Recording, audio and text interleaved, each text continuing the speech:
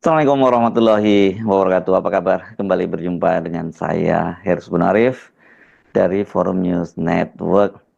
Mulai hari ini resmi ya, Jakarta itu terbebas dari Mulyono. Setidaknya Mulyono tidak akan bisa cawe-cawe di Jakarta. Ini setelah tadi malam sampai batas waktu pukul 11.59.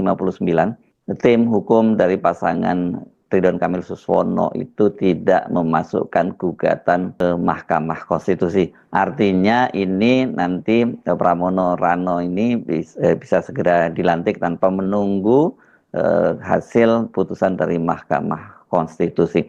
Jadi Anda boleh mengucapkan goodbye, selamat tinggal untuk Mulyono. Karena sekarang yang menjadi gubernur di Jakarta adalah Pramono Rano, dan itu artinya dia adalah kader PDIP dan yang berkuasa tentu saja kalau di kader PDIP ya Ibu Megawati, bukan Mulyono. Sementara kita tahu Pak Jokowi itu kan kalau dengan Ibu Megawati sekarang ini benar-benar jadi musuh bebuyutan. Saya kira ini persoalan bahwa selisih suaranya yang sedemikian besar itu yang memutuskan, yang membuat pasangan Ridwan Kamil Suswono itu tidak jadi mengajukan gugatan ke Mahkamah Konstitusi, walaupun bolak-balik menyatakan ketua tim hukumnya, ketua tim pemenangannya Ariza Patria, sekretaris pemenangan Basri Baco itu juga menyatakan akan menggugat. Tapi waktu itu yang jadi dasar gugatannya adalah soal rendahnya angka partisipasi pemilih di Jakarta. Tapi itu kan tidak hanya terjadi di Jakarta, ya. Sementara kalau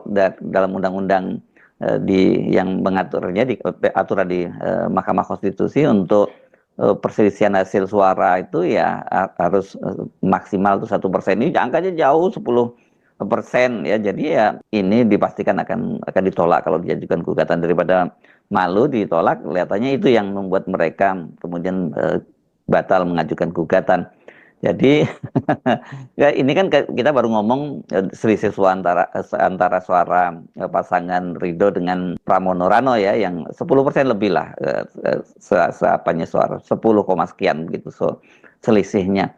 Sementara kalau Mulyono, saya kira penolakan warga Jakarta itu lebih gede lagi, karena kalau yang namanya penolakan terhadap Mulyono itu ya artinya suara paslon 02 yakni Dharma Pongrekun dan Kun Wardana digabung dengan suara dari pasangan Pramono Rano. Angkanya 60% lebih. Jadi selamat kepada warga Jakarta yang telah menolak Mulyono untuk kembali ke Jakarta. Boleh, Mulyono jangan kembali ke Jakarta boleh, tapi kalau mau ya cuma tengok cucu seperti sebagainya begitu ya. Karena cucu-cucunya sekarang yang banyak ada di Jakarta, dan di Medan juga silahkan. Tapi untuk Jakarta sudah clear bahwa warga Jakarta itu menolak Mulyono. Jadi sesungguhnya yang dikalahkan oleh warga Jakarta itu bukan Ridwan Kamil Suswono ya. Andai saja Ridwan Kamil dan Suswono ini tidak di-endorse oleh Jokowi, oleh Mulyono, kemungkinan besar, tapi kemungkinan loh ya, masih bisa memenangkan pilkada. Harusnya bisalah ya, karena kan partai ini diusung 15 partai politik, kemudian ada di PKS di situ, dan selama ini kan terkenal mesin politik PKS itu solid gitu. Tapi ya karena dua faktor, PKS meninggalkan Anies, dan kedua kemudian PKS itu bergabung dengan Mulyono, ya kemudian ditinggalkan oleh sebagian besar dari pendukungnya. Ya kalau yang kader mungkin nggak terlalu besar, tapi simpatisan, saya kira simpatisan PKS yang kemudian berpaling dari Ridwan Kamil dan Suswono, terutama Suswono, karena tadi itu dua faktor, meninggalkan Anies dan kemudian menjadi bagian dari Mulyono. Ya, tapi kan kalau PKS ini kan sesungguhnya bisa besar itu kan bukan karena kadernya, bukan terutama kader intinya, tapi karena simpatisannya yang besar. Dan simpatisan yang besar itu mengapa ya mereka memilih PKS, karena PKS itu adalah partai oposisi yang melawan Jokowi. Jadi ketika itu hilang ya kesaktian PKS itu hilang juga, dan itu terbukti di Jakarta kali ini. Seharusnya ini ya, tadi malam itu kan batas terakhir untuk pasangan yang akan mengajukan gugatan di Pilkada Jakarta. Aturan di KPU menyatakan bahwa gugatan ke Mahkamah Konstitusi itu bisa dilakukan 3 hari maksimal 3 hari setelah KPU menetapkan siapa yang jadi pemenang. Kemarin itu berarti ya karena diputuskan tanggal 8 Desember, berarti tadi malam pukul 23 lewat 59 menit itu batas akhir untuk mendaftarkan ke Mahkamah Konstitusi. Tetapi hingga pukul 24 waktu Indonesia bagian Barat tidak ada tim pemenangan pasangan yang diusung oleh Koalisi Indonesia Maju itu yang datang ke Mahkamah Konstitusi. Dan kemudian ini media mendapat kepastian berdasarkan laman resmi Mahkamah Konstitusi itu nama pasangan Ridho tidak terdaftar sebagai pasangan yang mengajukan gugatan. Padahal kan mereka ini sudah waktu itu sudah memastikan akan melakukan gugatan. Hanya saja waktu itu media sudah mulai mencium gelagat bahwa kemungkinan pasangan ini tidak akan mengajukan gugatan karena pada hari Senin itu tim pemenangan Ridwan Kamil Suswono itu sudah datang ke MK untuk berkonsultasi mengenai perkara tersebut. Undang-Undang Nomor 10 Tahun 2016 tentang Pilkada mengatur peserta Pilkada dapat mengajukan permohonan ke Mahkamah Konstitusi paling lambat 3 hari kerja terhitung sejak KPU mengumumkan penetapan perolehan suara. Tim pemenangan pasangan calon gubernur dan wakil gubernur Ridwan Kamil nomor urut 1 itu waktu itu katanya mereka sudah menyiapkan gugatan sengketa ke Mahkamah Konstitusi.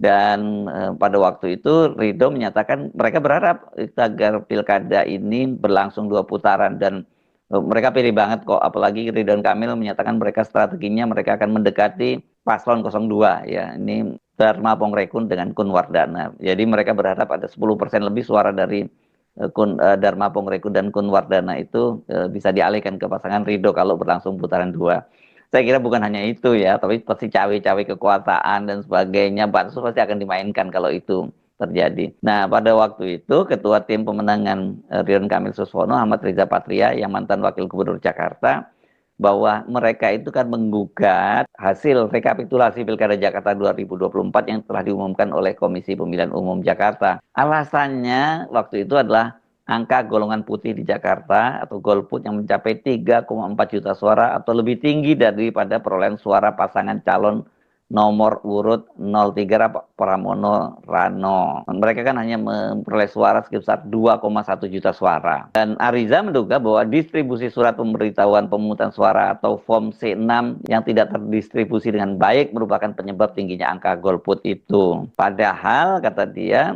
kondisi pada 27 November terutama ini karena cuacanya cerah, jadi tidak seharusnya mempengaruhi angka partisipasi dari pemilih. Waktu pencoblosan tidak hujan, tidak ada masalah yang berarti, tapi partisipasi sangat rendah.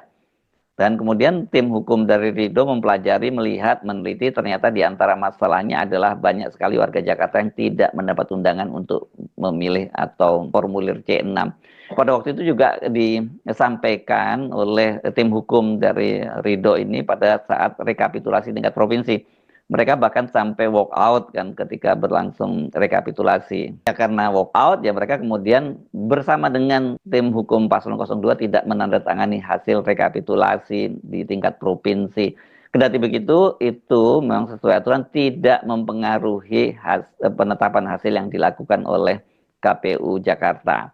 Jadi jalan terakhir itu adalah mengajukan gugatan ke Mahkamah Konstitusi. Nah, persoalannya apa yang kan jadi dasar gugatan? Yaitu tadi bahwa angka golput yang tinggi, jadi katanya tidak ada pemenang itu ya, itu yang jadi dasar. Ini yang nggak bisa kalau itu dijadikan sebagai dasar untuk mengajukan gugatan ke Mahkamah Konstitusi, walaupun dia menyatakan rata-rata tidak lebih dari 53%, sedangkan rata-rata nasional 68%, jadi lebih rendah dari rata-rata nasional. Padahal kata dia waktu dulu itu maksudnya waktu Anies dan Sandi yang memenangkan Pilkada Jakarta itu hujan 2 hari berturut-turut, partisipasi tetap tinggi. Memang benar pada waktu itu tahun 2017 ketika Anies dan Sandi itu menang atas pasangan Ahok dengan Jarot itu angka partisipasi pemilih itu tertinggi sepanjang sejarah sampai 70%. Nah, pada waktu itu tim pemenangan dari ini tim hukumnya, ketua tim hukumnya dari pasangan Ridho yakni Radan Alamsah